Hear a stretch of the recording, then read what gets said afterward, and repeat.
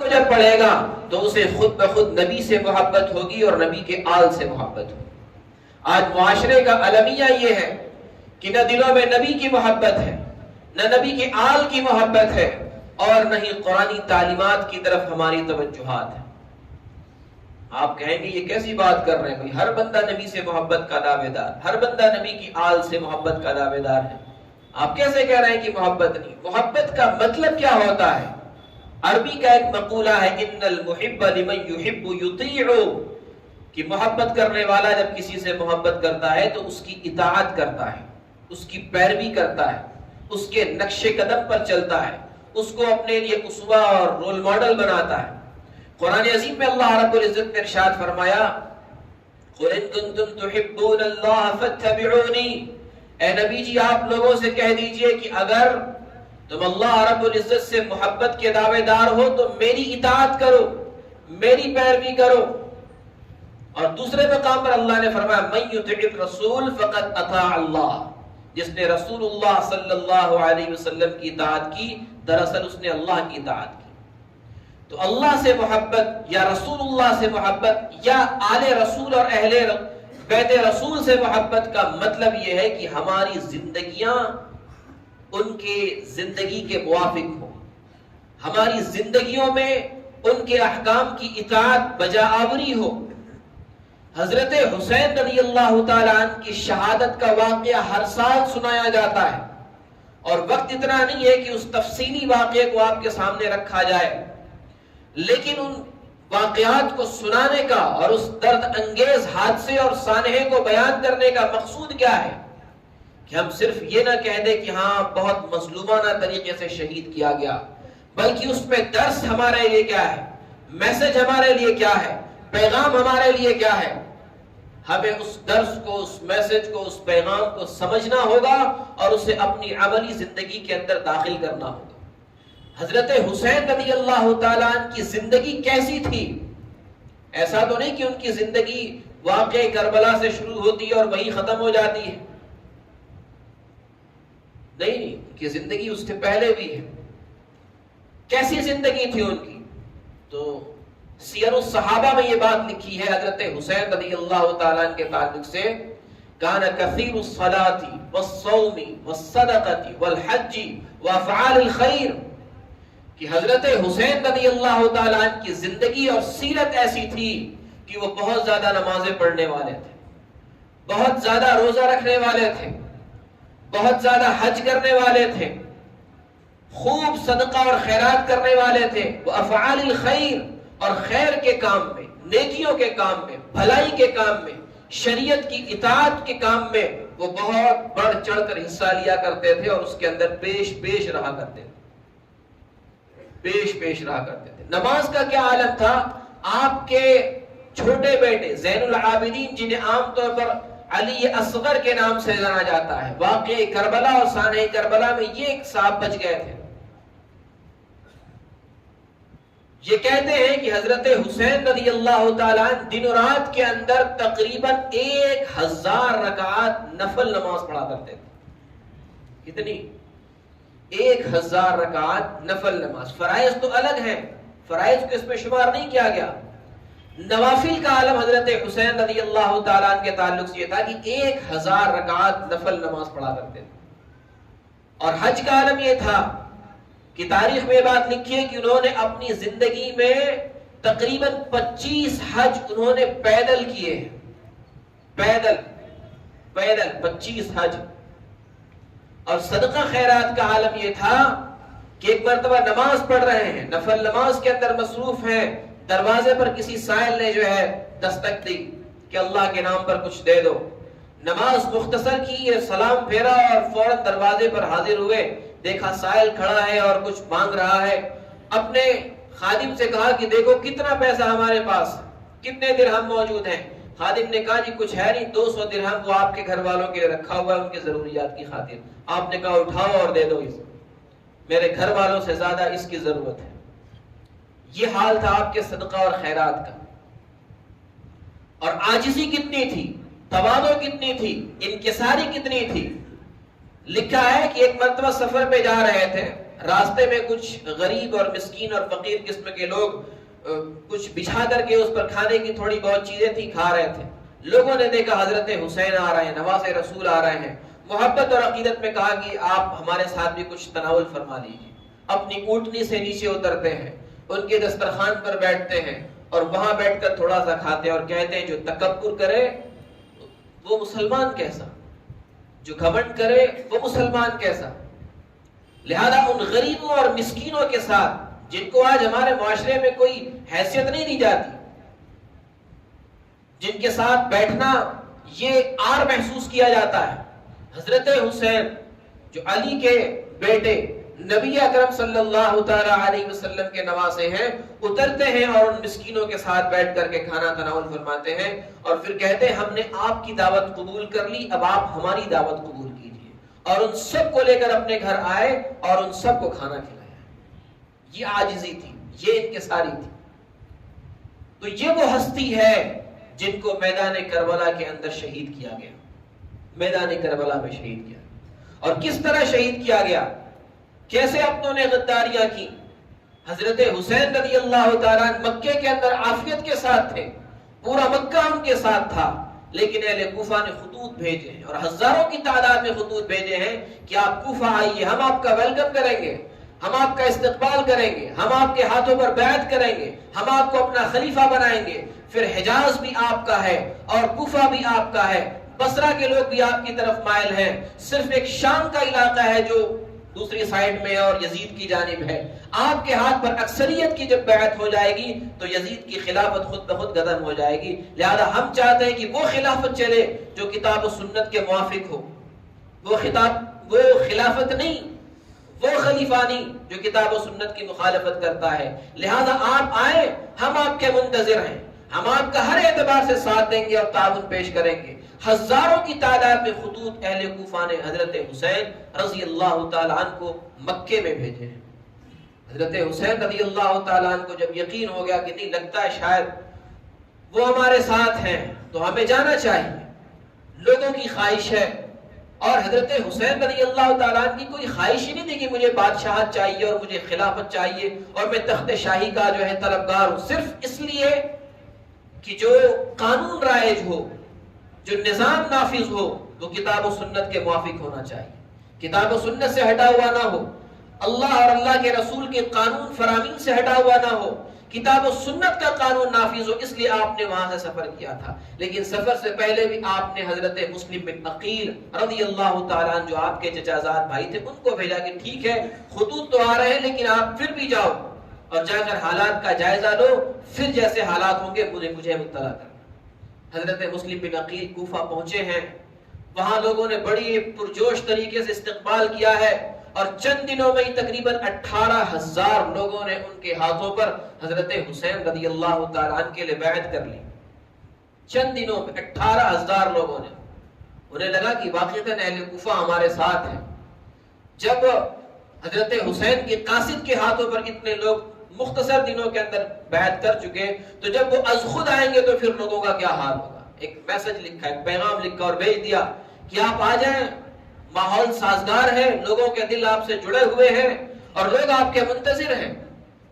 پیغام ادھر مکے پہنچا، حضرت حسین رضی اللہ تعالیٰ نے نکلنے کی تیاریاں بھی کی، لوگوں نے سمجھایا. بعض اکابر صحابہ نے، عبداللہ ابن عمر نے، عبداللہ ابن عباس رضی اللہ تعالیٰ عنہما جیسے لوگوں نے کہا کہ نہیں آپ نہ جائیے، خطرات ہیں. لیکن کہا نہیں، لوگ وہاں میرے منتظر ہیں، لوگوں کو مجھ سے امید اور آس جڑی ہوئی ہے تو میں کیسے انہیں نا امید کروں. چنانچہ وہاں سے نکل گئے، چونکہ جنگ کے ارادے سے جا نہیں رہے تھے اس لیے کوئی ہتھیار اور کوئی ساز و سامان اور کوئی تیاری نہیں. ساتھ میں مرد بھی ہیں، عورتیں بھی ہیں، بچے بھی ہیں اور کل 72 افراد پر مشتمل یہ قافلہ تھا. مکے سے روانگی ہو گئی. اب ادھر صورتحال تبدیل ہونی شروع ہو گئی. یزید کو یہ بات معلوم ہوئی کہ بھئی مسلم بن عقیل حسین کی طرف سے آئے ہوئے ہیں اور ان کے ہاتھ پر لوگ بیعت کر رہے ہیں. نظام سخت ہوا، ٹائٹ ہوا تو وہ لوگ جو پلکوں کو بچھا رہے تھے، جو استقبال اور ویلکم کر رہے تھے، جو خوش آمدید کے نعرے بلند کر رہے تھے، ان سب نے اپنے ہاتھ پیچھے کھینچ لیے، اپنے ہاتھ پیچھے کھینچ لیے، یا تو ڈر کی وجہ سے یا لالچ کی وجہ سے. یاد رکھیے دو چیزیں، ڈر اور لالچ، یہ دو ایسی چیزیں ہیں جو انسان کو حق سے پھیر دیتی ہیں، یا یہ کہ جہالت اور ضد، یہ دو ایسی چیزیں ہیں جو انسان کو حق قبول کرنے سے دور رکھتی ہیں۔ مشرکین مکہ نے جہالت اور ضد کی بنیاد پر رسول اکرم صلی اللہ تعالی علیہ وسلم کے ہاتھوں پر ایمان قبول نہیں کیا، بلکہ وہ حق سے دور رہے، اور منافقین کوفہ نے ڈر اور لالچ کی بنیاد پر حضرت حسین رضی اللہ تعالیٰ عنہ کا ساتھ دینے سے جو ہے وہ پیچھے ہو گئے، اور مسلم بن عقیل کے ہاتھوں پر جن 18,000 لوگوں نے بیعت کی تھی وہ سب پیچھے ہو گئے، اور ایک وقت وہ آیا کہ مسلم بن عقیل رضی اللہ تعالیٰ عنہ تنے تنہا پڑ گئے، اور کوفہ کے قلعے میں اوپر لے جا کر کے ان کے سر کو جدا کیا گیا، اور اوپر سے ان کے جسم کے دھڑ اور سر کو نیچے گرا دیا گیا۔ انا للہ و انا الیہ راجعون۔ حضرت حسین رضی اللہ تعالیٰ عنہ ان تمام واقعات سے یکسر غافل، وہ بخوشی آ رہے ہیں کہ جی وہاں تو لوگ ہمارے انتظار میں ہیں، اور 18,000 لوگوں کا پیغام تو پہلے آ گیا تھا، اب نہ معلوم کتنے ہزار لوگ بیعت ہو چکے ہوں گے، لیکن حالات یکسر تبدیل ہو چکے تھے۔ خلاصہ یہ کہ حضرت حسین رضی اللہ تعالیٰ عنہ وہاں پہنچتے ہیں، لوگوں نے جنہوں نے آپ کو بلایا تھا، جنہوں نے خطوط دیے تھے، وہ سب پلٹ گئے۔ آپ نے وہ سارے خطوط ان کے منہ پر مارے کہ دیکھو یہ تمہارے خطوط تھے، تمہارے بلانے پر، تمہارے کہنے پر میں یہاں آیا تھا، میں کسی جنگ کے لیے نہیں آیا تھا، میں لڑنے کے لیے نہیں آیا تھا، مجھے کسی خلافت کی اور بادشاہت کی اور تخت شاہی کی ضرورت نہیں تھی۔ اگر تمہیں منظور نہیں ہے، تم اپنی باتوں سے پیچھے ہٹ گئے ہو، تو پھر مجھے چھوڑو اور مجھے واپس مکہ جانے دو جہاں سے میں آیا تھا، یا یہ کہ مجھے چھوڑو میں کسی اسلامی سرحد پر جاؤں اور وہاں لڑتے لڑتے جو ہے اپنی زندگی جو ہے پوری کر لوں، یا یہ کہ میرا راستہ چھوڑو اور مجھے از خود یزید سے ملنے دو، میں اس سے ملاقات کر کے بات طے کروں گا کہ مجھے کیا کرنا اور کیا نہیں کرنا۔ لیکن اس کے باوجود ان لوگوں نے حضرت حسین رضی اللہ تعالیٰ عنہ کی ان کسی شرطوں کو تسلیم نہیں کیا، اور بالآخر وہ ہوا کہ 10 محرم الحرام کو حضرت حسین رضی اللہ تعالیٰ عنہ کے سر کو تن سے جدا کیا گیا، پیاس سے تڑپایا گیا، خاندان رسول کے خون سے گھولیاں کھیلی گئیں، ان کے سروں کو جسموں سے جدا کر کے نیزوں پر نچایا گیا۔ یہ تمام تر واقعات صرف اس لیے ہوئے کہ حضرت حسین رضی اللہ تعالی عنہ نے باطل کے ساتھ سمجھوتا نہیں کیا۔ اگر وہ سمجھوتا کر لیتے تو یہ ساری چیزیں نہ ہوتی، آپ بھی محفوظ رہتے، آپ کے خاندان والے بھی محفوظ رہتے، دودھ پیتے بچے بھی محفوظ رہتے، اور سب صحیح سالم رہتے۔ لیکن آپ نے میدان کربلا میں اپنی آنکھوں کے سامنے اپنی اولاد کو کٹتے ہوئے دیکھا، ان کے خون کو بہتے ہوئے دیکھا، لوگوں کی گردنوں کو نیزوں پر اٹھتے ہوئے دیکھا، لیکن باطل کے ساتھ سمجھوتا کرنا آپ نے گوارا نہیں کیا، اور اس کو آپ نے پسند نہیں کیا۔ گویا آپ نے پوری امت کو اور قیامت تک آنے والے مسلمانوں کو یہ پیغام دیا کہ ایک مسلمان سب کچھ برداشت کر سکتا ہے، لیکن وہ باطل کے سامنے جھک جائے اور باطل سے کمپرومائز کر لے اور سمجھوتا کر لے، یہ گوارا نہیں کر سکتا، یہ گوارا نہیں کر سکتا۔ آج ہم حضرت حسین کے نام لیوا ہیں، ان کے نام لیتے ہیں، ان سے محبت کا دم بھرتے ہیں، لیکن ہم اپنی زندگیوں میں اور اپنے گریبانوں میں جھانکیں اور دیکھیں کہ کیا ہمارا حال وہی ہے جو حضرت حسین رضی اللہ تعالیٰ عنہ کا تھا، کہ ان کی آنکھوں کے سامنے ان کے اہل بیت، ان کے گھر والے کٹ رہے ہیں، لیکن جب ظہر کا وقت آیا ہے تو اسی میدان کربلا نے آپ نے ظہر کی نماز ادا کی ہے، آپ نے ظہر کی نماز ادا کی۔ یہ نہیں کہ جنگ کی صورت ہے، کیسے نماز کو چھوڑ دیا جائے، بعد میں دیکھ لیں۔ ہمارے یہاں دکان پر کسٹمر آ جائے نماز چھوٹ جاتی ہے، سر میں درد ہو جائے نماز چھوٹ جاتی ہے، مہمان گھر پہ آ جائے نمازیں چھوٹ جاتی ہیں، کوئی نہ آئے کچھ بھی نہ ہو تب بھی نماز چھوٹ جاتی ہے۔ کیسے حسینی ہم ہیں، کس زبان سے حضرت حسین رضی اللہ تعالیٰ عنہ سے محبت کا ہم دم بھرتے ہیں۔ وہ حسین جنہوں نے میدان کربلا میں نماز عشق ادا کی، وہ حسین جو دن بھر میں 1000 رکعت نوافل پڑھا کرتے تھے، جنہوں نے اپنی زندگی میں 25 حج پیدل ادا کیے ہیں، جن کے صدقات و خیرات کا عالم یہ تھا کہ گھر سے اگر کوئی سائل آ گیا تو خالی ہاتھ نہیں لوٹتا تھا۔ آج ہم کس زبان سے حضرت حسین سے محبت کا دعویٰ کرتے ہیں؟ اگر واقعتاً ہمارے دلوں میں حضرت حسین کی محبت ہے تو ہمیں یہ عزم کرنا ہوگا کہ ہماری نمازیں نہیں چھوٹیں گی، ہمیں یہ عزم کرنا ہوگا کہ ہم کسی پر ظلم نہیں کریں گے. ہمیں یہ عزم کرنا ہوگا کہ جان تو ہماری جا سکتی ہے لیکن شریعت ہم سے چھوٹ نہیں سکتی. ہمیں یہ عزم کرنا ہوگا کہ جناب محمد الرسول اللہ صلی اللہ تعالی علیہ وسلم کی سنتوں کے مقابلے میں کسی مغربی تہذیب کو ہم پسند نہیں کر سکتے. اگر یہ چیزیں نہیں ہیں تو پھر ہم اپنی زبان سے حضرت حسین کی محبت کا جھوٹا دعویٰ کرنا چھوڑ دیں. جھوٹا دعویٰ کرنا چھوڑ دیں.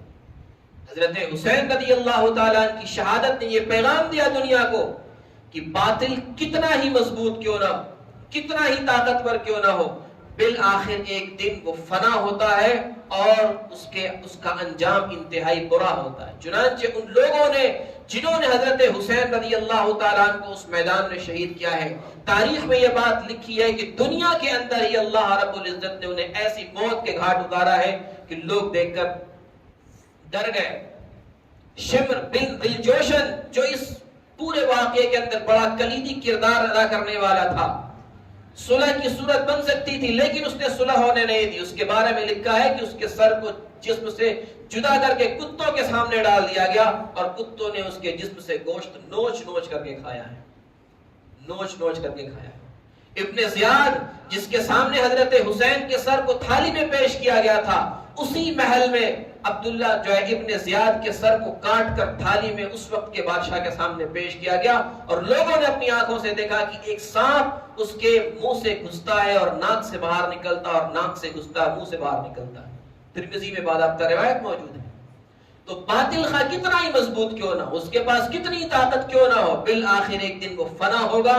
لہذا کسی پر ظلم کرنے سے پہلے, کسی پر زیادتی کرنے سے پہلے, کسی کے حق کو دبانے سے پہلے, کسی کو مظلوم بنانے سے پہلے ہمیں 100 بار سوچنا چاہیے کہ دنیا کی تاریخ اس بات سے بھری پڑی ہے کہ ظالموں کا انجام انتہائی بدتر ہوا ہے. لہذا اگر دنیا میں رہنا ہے تو انصاف کے ساتھ رہیں, عدل کے ساتھ رہیں, لوگوں کے حقوق کو ادا کرنے کے ساتھ رہیں, امن کے ساتھ رہیں, چین کے ساتھ رہیں, سکون کے ساتھ رہیں, خود بھی جئیں اور دوسروں کو بھی جینے دیں. خود اپنے مذہب پر عمل کریں اور دوسروں کو ان کے مذاہب پر عمل کرنے دیں. نہ خود اپنے مذہب کو چھوڑے اور نہ کسی دوسرے کو اس کے مذہب سے باز رہنے کے لیے اور اس سے الگ کرنے پر مجبور کیا جائے. یہ پیغام ہے میدان کربلا کا, یہ پیغام ہے واقعہ کربلا کا, اور یہ پیغام ہے شہادت حسین رضی اللہ تعالی عنہ کا کہ ہم سب اس بات کا تہیہ کریں, ہم سب اس بات کا عزم کریں کہ ہم حقیقی معنوں میں حضرت حسین رضی اللہ تعالی عنہ سے محبت کریں گے, ان کی اطاعت کریں گے, ان کی زندگی کو فالو کریں گے, ان کی سیرت کو اپنائیں گے, اور جس طریقے سے انہوں نے شریعت کے ساتھ کوئی سمجھوتا نہیں کیا, سنت کے ساتھ کوئی سمجھوتا نہیں کیا, حق پر جمے رہے, بالآخر انہیں حق پر موت بھی آئی لیکن کسی طریقے سے باطل کے سامنے جھکے نہیں ہیں. کسی شاعر نے کہا کہ سر کٹا دیا کربلا میں حق والوں نے, وہ اشعار میرے ذہن سے نکل رہا ہے کہ باطل کے سامنے جھک نہیں سکتے اللہ والے, غالباً اس طرح کا